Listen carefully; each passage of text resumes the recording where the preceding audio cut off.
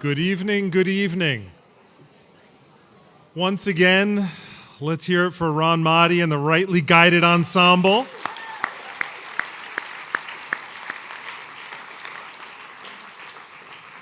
They are Bill Pierce on saxophone, Chris Taylor on piano, Ron Savage on drums, and Ron Mahdi on bass. Thank you for that wonderful music. And they're going to be up again, right? Yeah, so you're going to stay through this and hear more jazz. It's awesome. My name is Alan Price. I have the fun of being the director of the John F. Kennedy Presidential Library and Museum. And on nights like tonight, it is particularly fun. Thank you for coming out. On behalf of all my Library and Foundation colleagues, we're delighted to welcome you all here, both in person and online. And I'd like to start with a humble land acknowledgement to recognize that the land on which we stand was once stewarded by indigenous peoples. And while the land acknowledgement by itself is not enough, it is an important way to promote indigenous visibility, and it serves as a reminder that we should think about how to better steward the land on which we live. Tonight's program is presented as part of the Kennedy Library Forum series, and I'd like to acknowledge the generous support of our underwriters for the Kennedy Library Forum's lead sponsor, Bank of America, the Lowell Institute, and CVS Health, as well as the Mass Cultural Council and our media sponsor, the Boston Globe. Now, you may know that this is the last of our summer Wednesday night series, so I have some extra thank yous. First, I'd like to thank our forum producer, Liz Murphy. Awesome job. I'd like to thank the entire Education Public Programming Department, who are all around you and have been helpful all evening. Thanks to you. I'd like to thank the Visitor Services team, who welcome people every day and make sure they are the best ambassadors for your experience. I'd like to thank all our foundation partners who work every day to make sure that you know exactly what's going on here. And I'd like to thank Gourmet Catering, who has been serving the food in this building since we opened in 1979.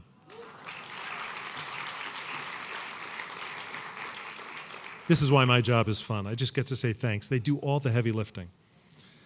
And so we are thrilled to have this opportunity to celebrate jazz, the history of jazz, the actual experience of jazz, and explore its role in the civil rights movement with our distinguished guests this evening. I'm so pleased to welcome Larry Tye back to the library this evening. He is the New York Times best-selling author of Bobby Kennedy and Satchel, as well as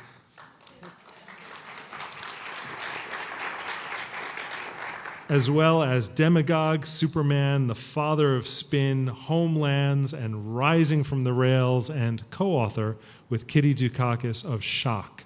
Previously an award-winning reporter at the Boston Globe and a Nieman Fellow at Harvard University, he now runs the Boston-based Health Coverage Fellowship. His latest book is The Jazzmen: How Duke Ellington, Louis Armstrong, and Count Basie Transformed America. And I will tell you, he has graciously agreed to sign copies of the book, which will be for sale in our museum store. I should have said an extra thanks to the museum store folks. Buy everything there. It supports us. Thank you.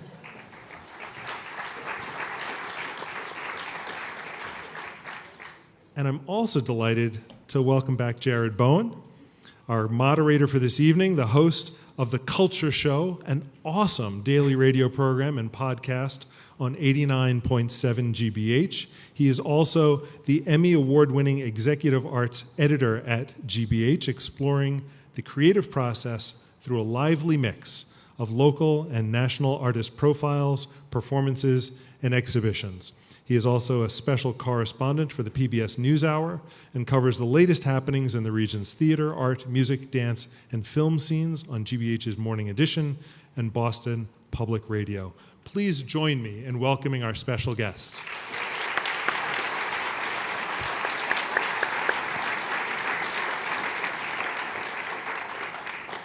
So I think I heard that we're in the way of more music. That's not a good place to be. We could just bring the lights down, some cigarette smoke, and some martinis. We'll just set the scene. Is that right? I'm there. Well, before we get into the scene, which I'm so eager to hear about the clubs and the venues where these three men started out, I want to ask about you. You're both a newcomer to this and an overachiever, because you talk about yourself as somebody who wasn't exactly entirely familiar with music history, but you corrected course by doing some 250 interviews for this book. What drove you? So Jared's a very polite guy. What he really wanted to know is why a tone-deaf, aging white guy was writing this book and what credibility I have. And the answer is that I wrote this book because 20 years ago I wrote a book on the black men who worked on the railroads who were called Pullman porters. And if you're not familiar with the Pullman porters, these were the guys who from the end of the Civil War until the 1960s had the best job a black man could get in America. They got to ride the country, they got to hobnob with all of the important people in politics and finance, and they got to see America in a way that no black men were allowed to do at that point. And the Pullman porters made me promise that when I got done writing about them, I would write about their three favorite passengers, who were three guys named Ellington, Armstrong, and Basie. And the reason the porters loved the Jazzmen, and the reason the Jazzmen loved the porters, I think, said a lot about what America was like then. When these jazz musicians, even though they were on the Mount Rushmore of jazz, among the most recognizable American cultural figures in the world, when they would go south, if they chose the wrong restaurant to try to eat in or the wrong hotel to try to book a room, they could be berated, they could be beaten, and they could actually end up at the end of a lynching noose. And so what they did when they could afford it, and they could afford it for most of their careers, is they would hire private Pullman sleeping cars to go below the Mason-Dixon line with them. And if they were performing a concert in a place like Atlanta, they would get done at the end of the night knowing they had a brilliant meal waiting for them prepared by the dining car staff. They had a plush bed made up by the Pullman porters, and most of all, they had a safe place to go. And what they would do in response, in the middle of the night, in this closed capsule of the railroad car, they would perform a private concert for the Pullman porters. And Jared, I don't know about you, but if I could go back to any moment in history, it would be Duke Ellington performing just for me in a closed railroad car.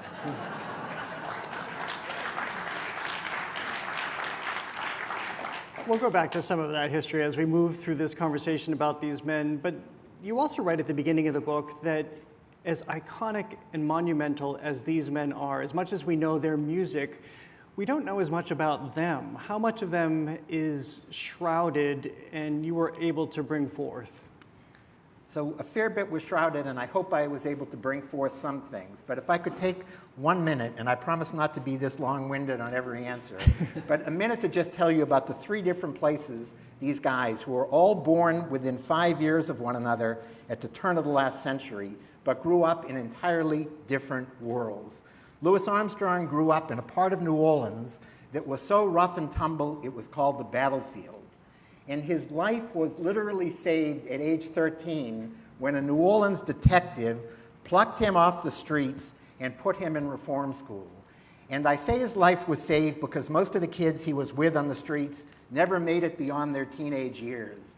And he looked back and said, this reform school did precisely what Booker T. Washington, who was the inspiration for this colored waifs home, what Booker T. Washington said it should do. It gave Louis Armstrong something that he could do better than anybody on the planet and that nobody could ever take away from him. And that was initially learning how to blow a bugle, then a cornet, and then a trumpet. This is in the middle of Jim Crow, legally segregated New Orleans. Hundreds of miles away in Washington, D.C., in the middle of what was then the largest middle-class black community in America, a guy named Duke Ellington was growing up. And Duke Ellington lived in houses that suggested he was coming from a very different place economically than Louis Armstrong. And every morning when he was on his way to school, he would walk down a steep set of stairs, and he would tell his young nephews at the bottom of those steps to bow to him. He would tell his young nieces to curtsy, and he would tell adults and children, applaud, applaud, because someday the world is going to know me as the great and the grand Duke Ellington. And he used to tell 10 different stories about where his nickname came from, but don't believe 9 of them. The true story is he dubbed himself Duke, and he lived up to his sense of being an aristocrat. We're going to move again hundreds of miles north, and this is to a place called Red Bank, New Jersey. Anybody here ever been to Red Bank? Great. Well, I want to tell the rest of you, if you haven't been there, don't bother going, because the only thing worth knowing about Red Bank is Count Basie came from there. And as soon as he was young enough to know what he wanted to get the heck out of Red Bank. He initially dreamed of joining the circus, but he learned that he could plunk piano keys so well that he got out of Red Bank, went to New York, and trained at the feet of the great Fats Waller. He grew up in a world that was not Jim Crow America, but it was as segregated, just not by law. And all 3 of these guys grew up at a very difficult time and learned the way out of it. And the way out of it was to play music better than anybody else could. So I know you have some pictures. Should we show those now to further introduce the audience to the men? That would be great. We'll go through quickly some slides here. And I want to tell you, by the way, the reason the shades are down here is because if they weren't, you would see the best view of the city of Boston that exists. And you wouldn't pay attention to anything Jared or I was saying. So we're going to look at some slides. This is a slide that, to me, has a sentimental value, partly because it's the place where Louis Armstrong grew up in the battlefield in New Orleans on a street called Jane Alley.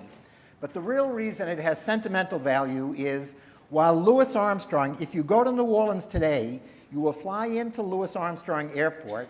Somebody during your time there will take you to this magnificent park called Louis Armstrong Park. But they have only recently recognized this favorite son.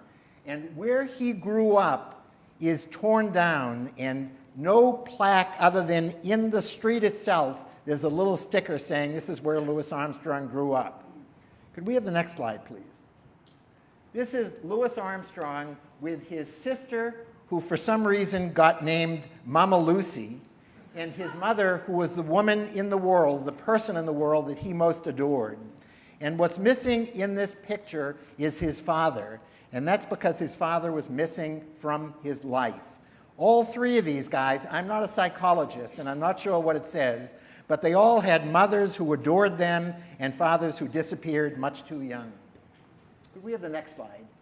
This is the band that I was telling you about. It's called the Colored Waifs Home, and this is, if you can see an arrow up at the top, he must have drawn that arrow, which is pointing to him, and he was at the center of the band, and the band was at the center of his life. Could we have the next slide, please? So this is Louis Armstrong. The guy to his left was one of the biggest crooks in Chicago. He was an underworld character named Joe Glazer. He was also one of the most brilliant managers of black musicians in the world. And Louis Armstrong and Joe Glazer had a relationship that was like this. Even though Louis Armstrong knew that Joe Glazer was probably stealing a good deal of money from him, but Joe Glazer protected him from the other underworld characters who ran the jazz world and the music world in Chicago, and Louis Armstrong adored him for the rest of his life. So Louis Armstrong had 4 wives, and as he told the Pope, he was trying like hell to have a kid.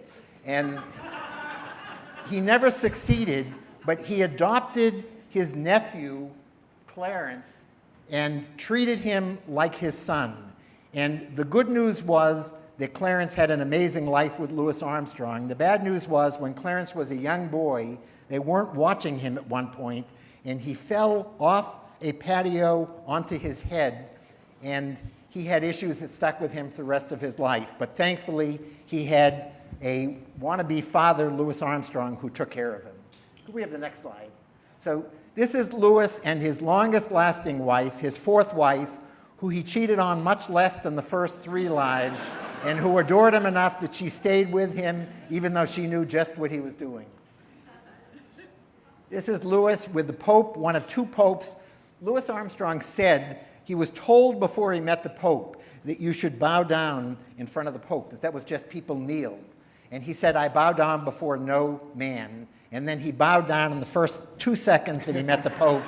And they had a long conversation that lasted longer than the perfunctory greeting it was supposed to be. They both recognized amazing performers in one another. Can we have the next slide, please? So this is Louis Armstrong on one of his many tours around the world. And this is in the Congo. And this is when he was lifted high like a king, which was an appropriate way to treat him. And he had a blast, and they had a blast. And his first concert there was supposedly 10,000 people filling this enormous outdoor stadium. Could we have the next slide? So this is one of the very rare pictures that has 2 of the 3 people we're talking about tonight, Count Basie and Louis Armstrong. And musicians who know a whole lot more about music than me will tell you there are 100 reasons why these 3 guys didn't spend much time together. I'm convinced it was because they were all used to being on center stage. And if you were Louis Armstrong, why have one of the few guys on the planet who could deserve the spotlight of his own like Count Basie? So they said nice things about one another. They occasionally went out for a drink, but they were almost never performing together. Next slide. Ellington and Basie, 2 of the greatest pianists who were such good band leaders that we forget what terrific piano players they were. Next slide.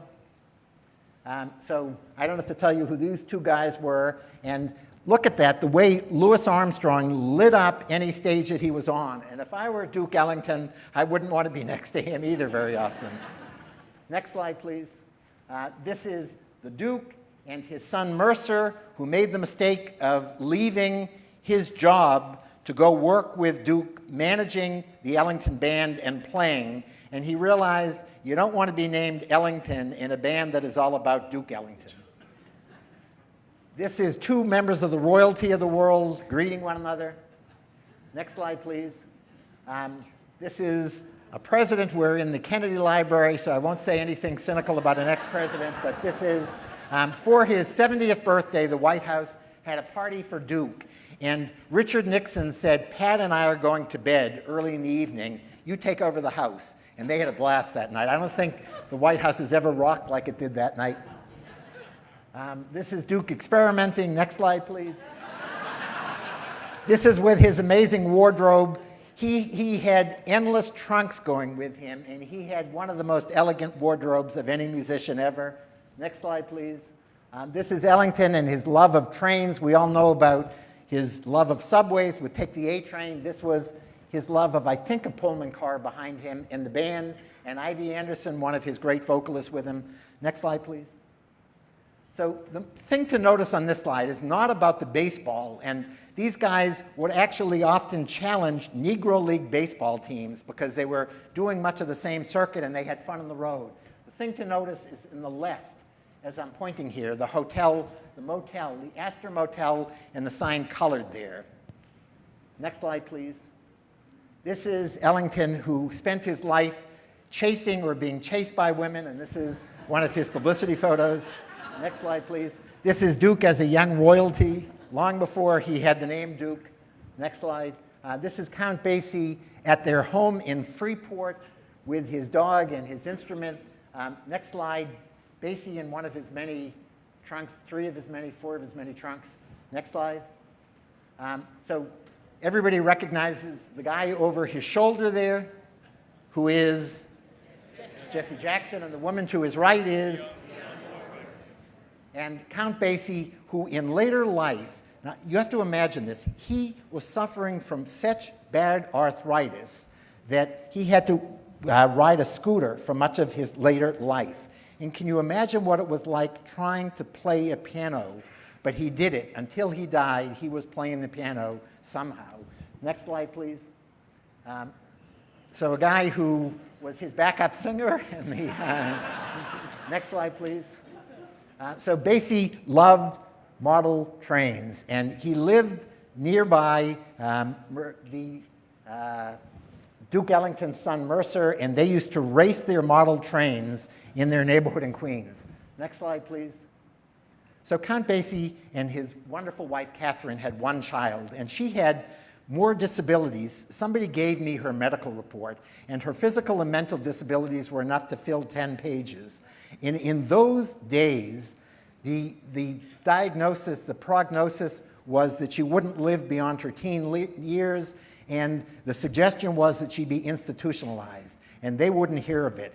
They taught her how to walk, how to communicate, and how to live long enough that she died a year ago at age 78.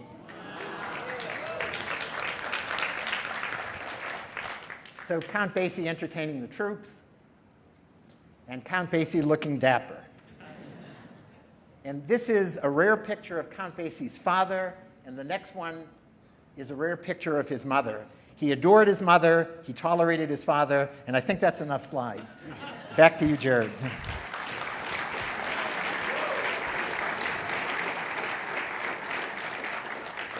You don't even need me here. Why am I here?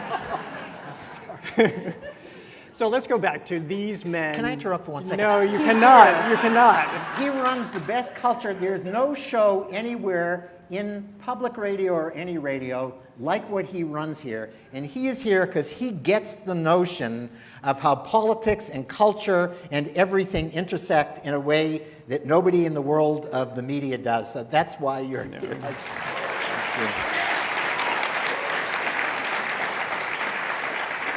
I'm here because I just spent the last 5 minutes programming the next 4 weeks of shows while you were.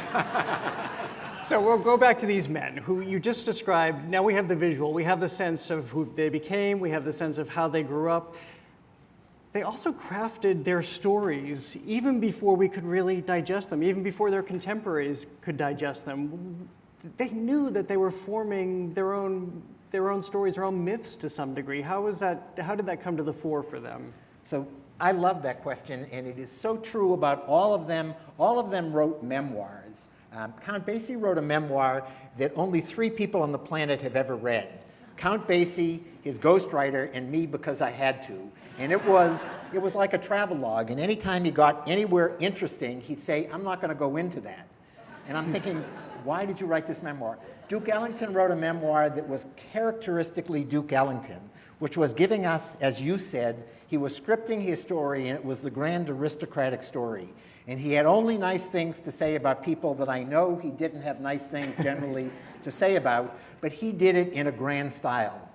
Louis Armstrong's 3 memoirs were wearing his heart on his sleeve the same way it used to come out of his trumpet and out of his mouth when he sang. And each of the memoirs had a purpose and told his story. One was telling what life was like in New Orleans.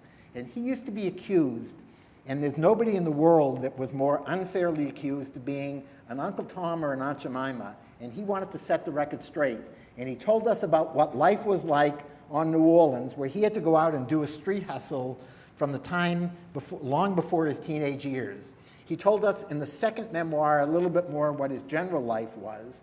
And he told us in his 3rd memoir 2 things that I think were special about him. One was he dedicated the memoir to what he called the Jewish family in New Orleans. And this was a family of Lithuanian Jewish refugees named Karnofsky. And they had a rag wagon that they used to peddle old clothing. And the rag wagon, or as people in the Jewish world would say, a shmati wagon, they would pedal through the streets of the city, competing against lots of other people who were selling their rags. And they were very smart, and they realized if we hired a talented young kid who could blow a horn, people will pay attention to our rag wagon. So they did this for Louis, and at night, they would invite him back to their house. Lily Karnofsky would sing him Jewish lullabies. She would feed him wonderful music, and he would watch with fascination the way the Karnofsky men would pray, or as they called it, davening. And he said for the rest of his life that the influences on his music were not just the church music he grew up in, and not just gospel or blues that were native to his part of the country, but there was Jewish music, and he incorporated it all. And in trying to show his gratefulness to these Karnofskys. For the rest of his life, he wore a Star of David around his neck. And he dedicated, as I said, his third memoir to them. But the real point of his third memoir, and the one he really dedicated it to, was Reefer Madness. Louis Armstrong, every day of his life, got high. And his entire memoir was about how wonderful it was to get high. And his agent, his manager, Joe Glazer, made him cut half of it out. But it was still his deference to marijuana and why it should be legalized. I want to go back to something you just said about how he was labeled, how Armstrong was labeled. And this is something that followed him his whole career, that people considered his material, both his music and his performance on film, very problematic. How did he answer that, and what was the basis of it? So he answered that. The basis of it was that when he was performing, and especially performing on television, he smiled a lot. And he hammed it up on stage. He brought out a bunch of handkerchiefs, and in addition to playing brilliant music, he thought there was no contradiction between being an artist and an entertainer. And I think he proved that. But he hadn't proved it enough for much of America that was calling him an Uncle Tom.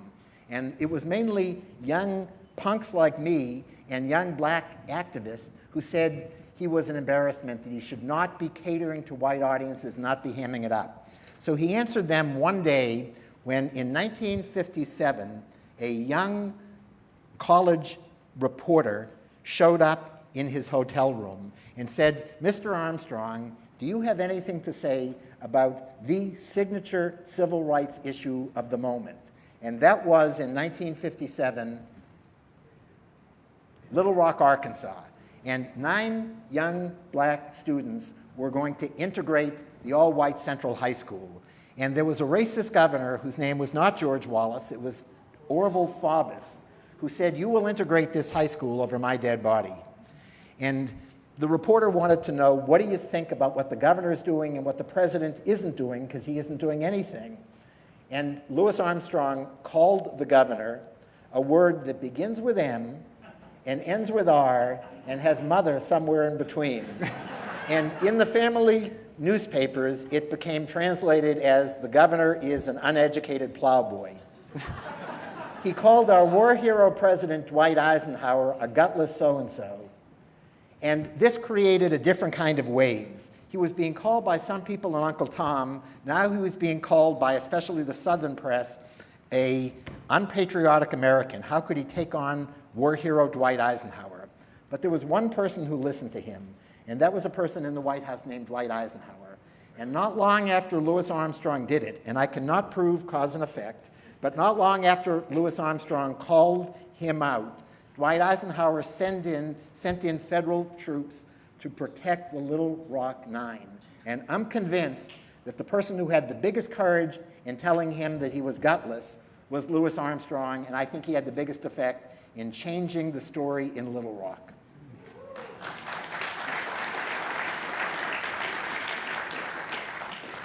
I know we're bouncing around, but let's do some scene setting. As these very young men are rising up as musicians, and they are owning the clubs they are in, the Cotton Club, the Reno Club, what were those environments like?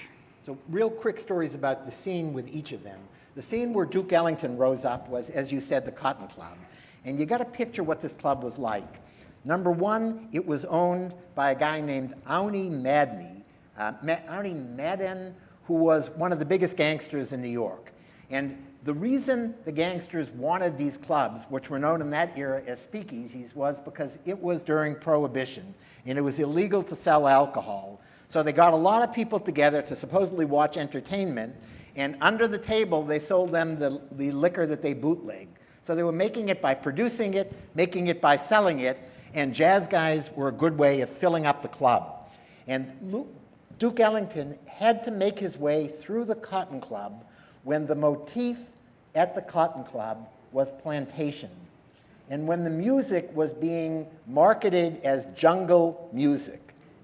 And this is what it took for a musician to make it then. You had to live even in enlightened New York in what was a sort of faux Southern plantation environment to make your way.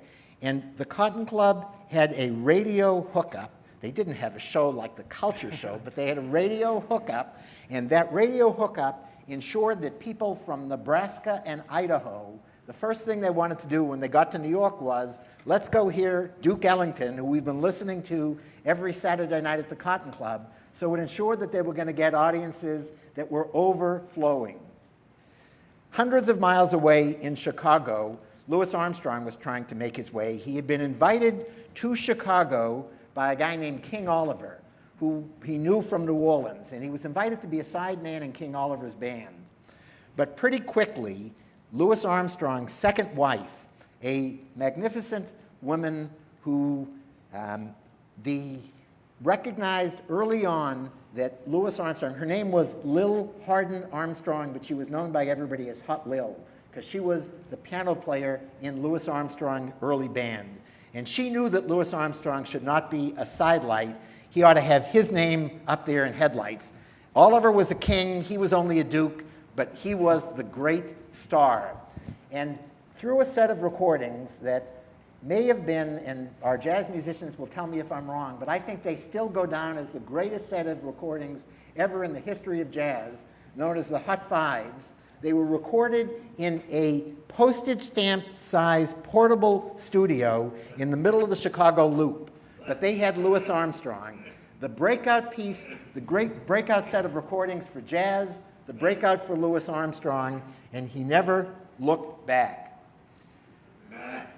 Hundreds of miles away again, in Kansas City, there was a dive bar called the Reno Club where Count Basie was playing.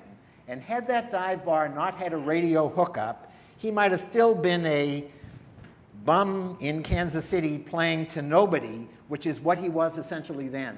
But he had a radio hookup, and a guy named John Hammond, an amazing music producer in New York, heard on the radio this dive bar and this band that nobody had ever heard of called the Basie Band.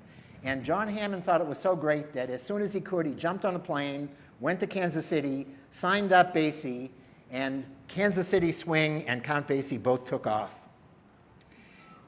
What I love about this story too, and this is what makes the greats the great, is that they had the conviction to pursue music in their own style and to be mavericks. They moved very quickly, it seems, from doing what had come before them. They could have done that and been moderately successful, but you have Ellington, who's very cerebral with the music. You have Basie, who is stripping out the Baroque, as I think he described, or you described. And of course, Armstrong, just his prowess with the trumpet and that voice. How did they shape their careers? Where do you think that conviction came from in that time to go their own way? So again, a great question, and it gets to who they were.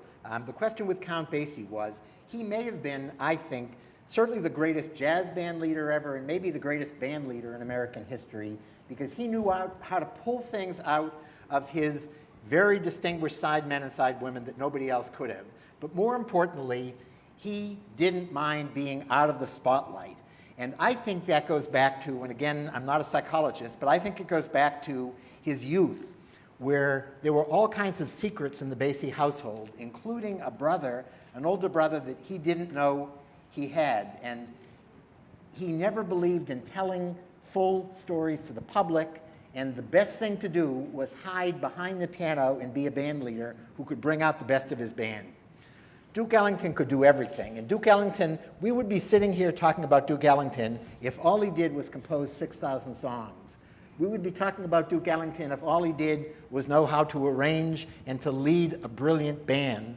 And I'm convinced we would be here talking about Duke Ellington because his piano never got the attention it ought to, but he was as good a piano player as there was anywhere. So he had all these different skills that he brought together, and in his very regal way, he put himself in the spotlight, but in a very elegant way that nobody ever realized that he was hamming it up the way they did with Louis Armstrong.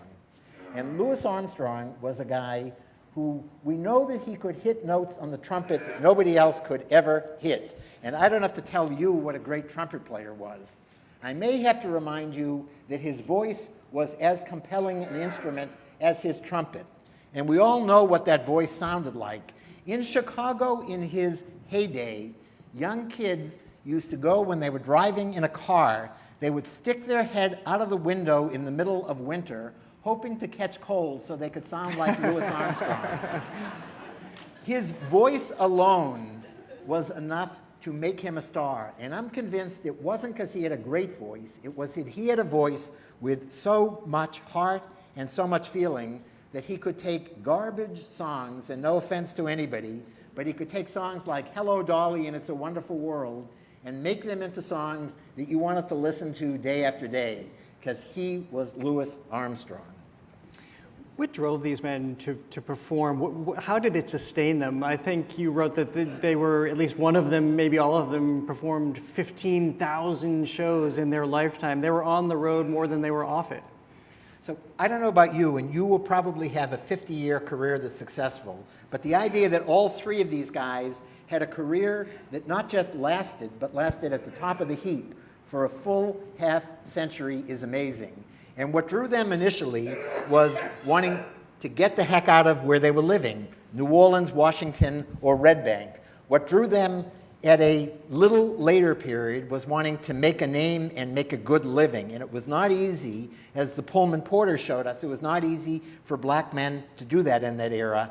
And what drove them in the end, I am convinced, was the notion that they got a high in their relationship with their audiences. And whether that audience was a live performance where they could fit 10,000 people into a stadium to hear all three of them, or whether it was their records or their TV appearances or their movie or anything else that they did, they were at the top of every form of media that we had. And when you get up there, you don't ever want to come down. Let's talk about the dual reality for so long, though, of their existence. That amazing success where they're the headliners. People across the country, thanks to the wireless, radio, transmissions, know who they are. They're waiting to line up and go see them on stage. But they were treated so horribly off stage in so many places. How did they deal with that, again, that dual reality of their existences? So three very quick stories. With Louis Armstrong, that dual reality, that other side of the reality, came into play when he would go to Las Vegas and he was the headliner at a nightclub, but he could only enter that nightclub through the kitchen because his skin was black. With Count Basie, it came when he would perform at a theater in Philadelphia and get 10 standing ovations. But at the end of the performance, when he would go stand out and smoke a cigar in front of the theater, a white guy would toss him his car keys and say, "Go get me my car," assuming he had to be the valet. And with Duke Ellington, it came when he went to a place called Lynchburg, Virginia. And his manager tried desperately to find a hotel that would put him up for the night. And finally, he found the owner of a hotel who said, "I will do that, but you realize you're going to pay two fees. One is a normal fee for your night here, and the other is the fee for pillowcases and sheets." And the manager said, "What are you talking about?" And the owner said, "Of course, we're going to have to burn these pillowcases and sheets if a black man sleeps there." And the way these guys fought back, the way they said they were going to fight back, is through their music. But each of them were pushed too far, too many times. And the way they fought back was, here's what I think happened. And I can't prove this because I can't be in every house in America. But what I think happened was, in white homes where the white racist owner of that house would never have let a black man cross the threshold, these same men wooed their sweethearts with the music of Louis Armstrong and Duke Ellington. White women who, when they walked down a sidewalk, if a black man walked towards them, would have walked to the other side of the street. In the privacy of their own living rooms, they kicked off their high heels and they tapped their toes to the swinging music of Count Basie. And by the way, they used to say, if your toes weren't tapping when you were listening to Count Basie, you ought to go to the doctor the next day because something had to be anatomically wrong with you. But I think all three of them made us, for once, throw race out as an issue and just listen. And the line between recognizing the genius of these musicians and recognizing their humanity was a narrow one. But don't believe me, believe Martin Luther King. In a little noticed speech in Berlin in the early 1960s, he said essentially, no jazzmen, no civil rights movement the way we've had it happen in America. And he was using a little bit of hyperbole, but he was saying if they hadn't set the table for him, that integrating the schools and everything else would have taken years longer. I was just going to ask about that because there is this wonderful part of their lives as they're older where they become, the elder statesmen for the civil rights movement. They were sought out by Martin Luther King Jr., they were sought out by Malcolm X. What was the role either that they were solicited for or that they themselves wanted to assume during the civil rights movement? The role was anything they were willing to do. Count Basie, in his case, because he was a quiet guy, his role was generally raising money, and he was the most effective fundraiser they could find. Although in 1945, he put into his contracts from then on, if you don't accept my integrated band and you don't accept an integrated audience, you won't get Count Basie. Louis Armstrong pushed back any way he could, and we talked about what he did in Little Rock. Duke Ellington, one trip to Baltimore when he was performing there, students at Johns Hopkins University were trying to integrate a diner that wouldn't accept blacks. And they said, Duke, will you join us in our integration bid? And he said no. They said, Duke, pretty please, will you join us? And he said no. They asked him a third time, and he said yes. He went into the diner. Pictures in newspapers across the world the next day showed a Baltimore policeman leading the great Duke Ellington out of a diner that refused to serve him. Each of them were pushed enough that they said yes more and more, to the point where if there's a single message that this book has, it is you all know their musical legacy, but these guys have a legacy, another half of their legacy, that was, as I say in my subtitle, transforming America. And I don't believe that's an exaggeration. If not the world. One of the great things I also enjoyed reading in your book is how they became diplomats for the United States at the behest of the State Department. So maybe not fully embraced here in America, but certainly around the world in their travels. This was the superheated days of the Cold War, and America in the 1950s realized that our greatest vulnerability, we were competing with the Soviets for the unaligned, the non-aligned nations. And they realized our greatest vulnerability was our racism. We were trying to convince people in Africa and in Latin America and in other poor places around the world, come with us. We're the great America, the land of opportunity. Oh yeah, and by the way, we're a racially segregated country and we've got all these problems. So who better could you send out as ambassadors than Ellington, Armstrong, and Basie? And they did what America generally did back in those days, and we, in the midst of our presidential campaigns, it's easy to lose sight that when people left our shores, we generally had, we're all Americans, attitude on foreign policy and on other things. And these three guys, when they were asked in the Soviet Union, or they were asked in Africa or Latin America, what about racism back home? They had the perfect answer. Yes, there is racism, but we are fixing it. And no three people in the world could say that with the credibility, both because they knew about the racism, but because they were part of fixing it. So this is the part where I wind up, because we will be taking your audience questions. You'll see these two microphones here, so be thinking about the first one to line up. So I'll end at their end. I was so also heartened to read that all three of the men were performing virtually days before each of them died, that this stayed with them. And they also, is it true that they died fully realizing the extent of their career and knowing what they represented in this country and beyond?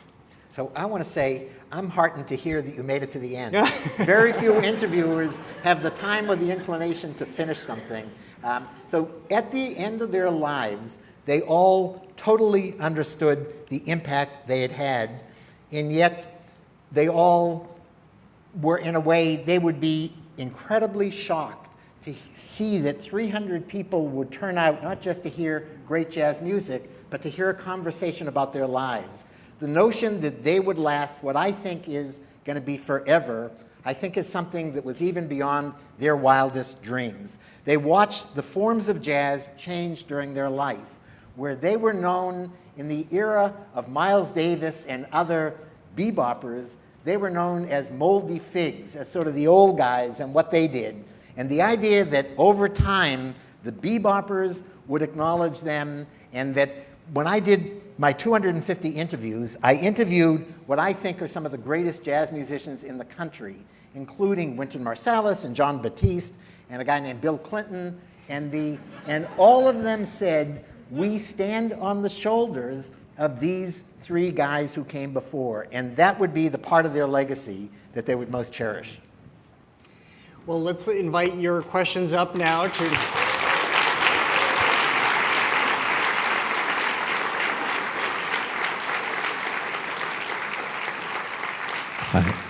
I love this. We usually have to churn for the first one, but we already have someone. Yes, a question. I know that Duke played at the Storyville, which is now the Copley Square Hotel.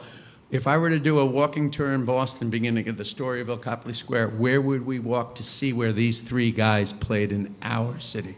So I love that question because I just, for the first time, visited Storyville recently. One of my favorite interviews for the book was with a guy named George Wein, who was the famous guy who started Newport and started New Orleans Jazz Festival and started Storyville. And I had never seen it. And they let us in the Copley Square Hotel to go down and look at what used to be the Storyville space. And where else you would go is you would go to Symphony Hall, where they played. Louis Armstrong especially loved Symphony Hall.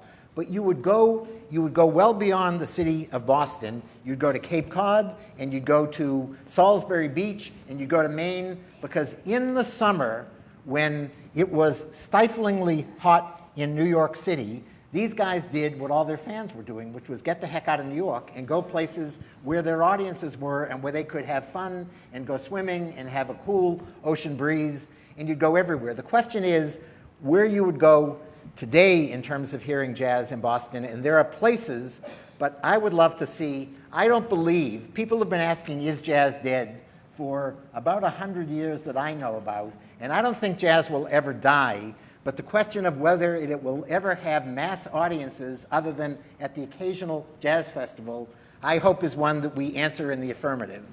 Did they ever play at Wally's? So that's a great question, and I loved Wally's, but I don't know the answer, I'm embarrassed to say. And you talk about, it wasn't just Boston, too. It was Shrewsbury. I mean, they traveled all over Massachusetts. Everywhere. Topsfield, you name a place here, and they were there. I have a couple of points of clarification. I've always heard it as Louis Armstrong. You always say Louis. And the other piece is Satchmo, I understand, generated from his connection to that Jewish family. Yes. So I'm going to answer those two questions. One question is the Satchmo story, which is that came from a Yiddish word that meant something. It's a great story, and it would be even better if it were true. The story of Louis and what he preferred to be called is his mother called him Louis, a couple of his wives called him Louis. A music writer in London took his name of Satchelmouth. And Satchelmouth was a name he was given because when he was a kid doing his hustle on the street, the way he would ensure his pennies and nickels weren't taken while he was doing his hustle was he would put them in his mouth. And he had an enormous mouth, which was good to play a trumpet and was also good to hold his coins. And so he was called Satchelmouth. On his first trip to Britain, somebody decided to shorten it to Satchmo, and he liked the sound of that. But what he said most famously and most accurately was, you can call me anything you want as long as you call me in time for dinner. And just one other quick question. How did they respond as music tastes changed and jazz maybe wasn't number one anymore? They responded brilliantly. They responded, I mentioned bebop.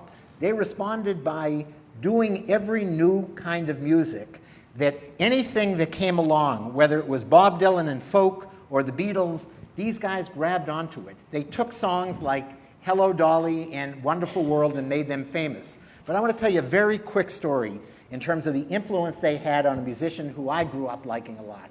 And there was a guy who everybody should visit sometime if you're in New York, in Queens, visit the Louis Armstrong House and Museum. It's the actual house he lived in during his adult years.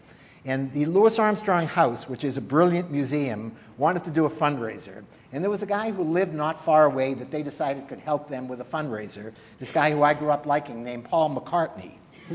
And they said, Mr. McCartney, will you help us by raising money for the museum? And he said, I will on one condition. And the condition was that the museum lend him for a weekend one of Louis Armstrong's trumpets. because he grew up so adoring Louis Armstrong. Of course, the museum lent him the trumpet. He raised a ton of money for them, and everybody was happy. Hi, thank you for joining us tonight. I'm a representative from the library, and we actually have a question from our overflow room. And I'll be using air quotes where they have quotes here.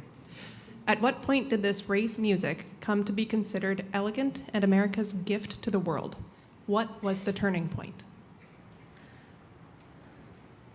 So I'm going to give you two answers. I'm the wrong one to ask because as we started out with, I know these three guys fairly intimately now because I spent time. I, by the way, was naive, and I thought when you write a book about three people, you only had to do a third of the research for each of them.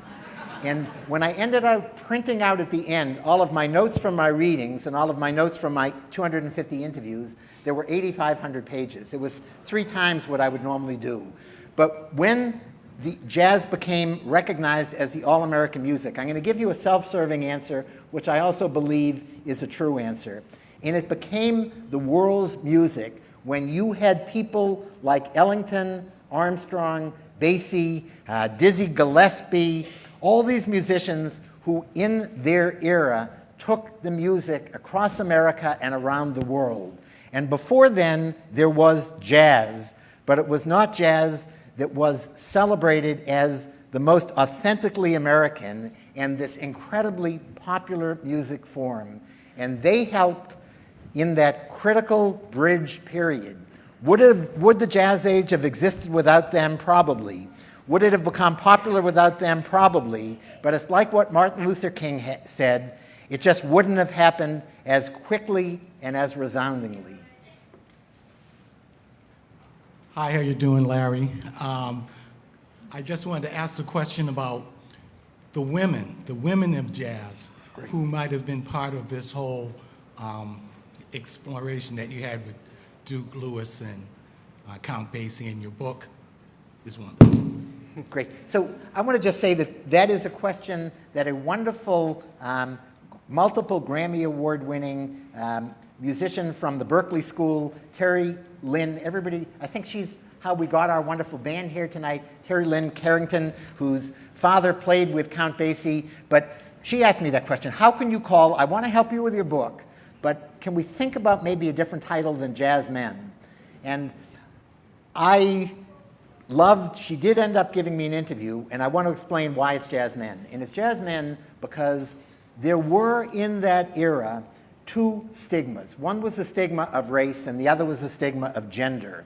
And the idea that a brilliant instrumentalist like Terry could have made it in that era, the hurdles were enormous. And so women made it as brilliant vocalists. And I don't have to tell you how talented Bessie Smith or Billie Holiday are all the amazing vocalists. But there were very few women who made it as instrumentalists in that era, and even fewer who made it as band leaders. And one of the exceptions was a woman that we already talked about, Lil Hardin Armstrong. And she was an amazing piano player, she was an amazing arranger and composer, and she was a terrific band leader. But she is exceptional because she was so rare. And I want to suggest that when you go home tonight, if you think of it, do one thing. We all now have on our computers, whatever word processing program we're using, autocorrect. Try plugging in the word Jazzmen, and your computer will not correct you, because there is a word in Webster's dictionary and everywhere else, Jazzmen. Try plugging in the word Jazzwomen, and it will autocorrect saying there is no such word, because there is no word like that in the dictionary. And Jared could tell much better than I do whether dictionaries reflect culture or steer. No pressure. I want to give a testimony and then finally ask a question. The testimony starts with my daddy, who played saxophone and sousaphone, which is a strange combination.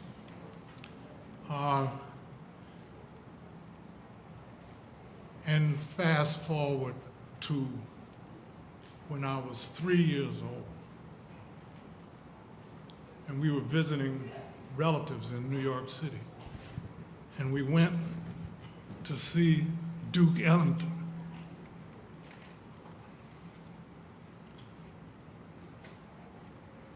Live at the Paramount. And I think, you know, they used to have these stages where the drummer would rise up from beneath the stage. And the cameo for that night was Louis Bellson. Fast forward again, my father's fraternity, and I will say it, Omega Psi Phi,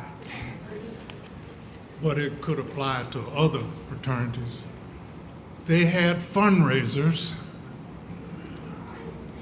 either in gymnasia in black high schools or in the auditoria of historically black colleges and universities.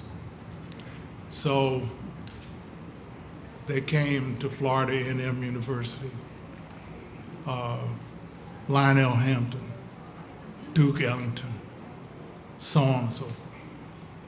And fast forward again.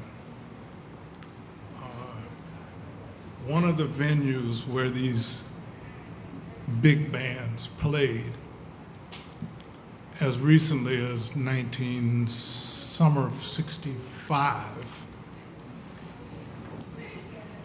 was Weir's Beach Pavilion on Lake Winnipesaukee.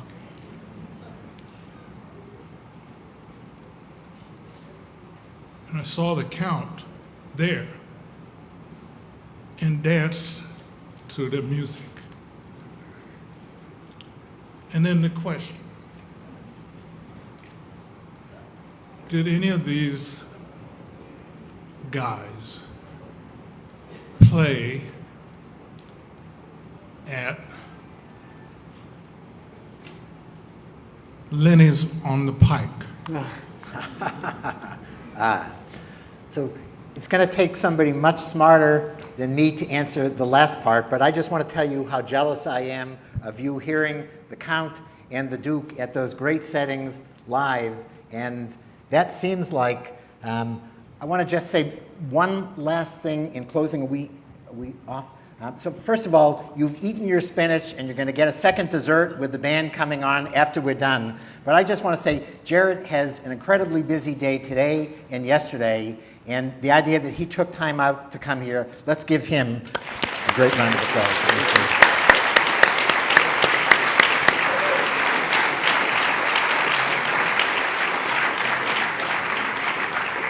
I actually know Lenny's daughter, so there's a way to get that answer. So I would happily work on that for you. Thank you to Larry Tye for this evening.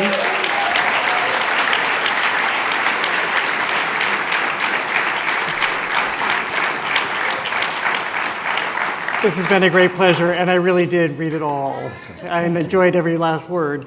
Thank you to our audience here and online and in the overflow room. We appreciate your being here tonight. And we welcome back our fabulous band, Ron Mahdi and the Rightly Guided Ensemble. Again, it's Bill Pierce on saxophone, Chris Taylor on piano, Ron Savage on drums, although it doesn't rise up from the stage here, and Ron Mahdi on bass. Thank you all for being here tonight. Thank you. Pleasure.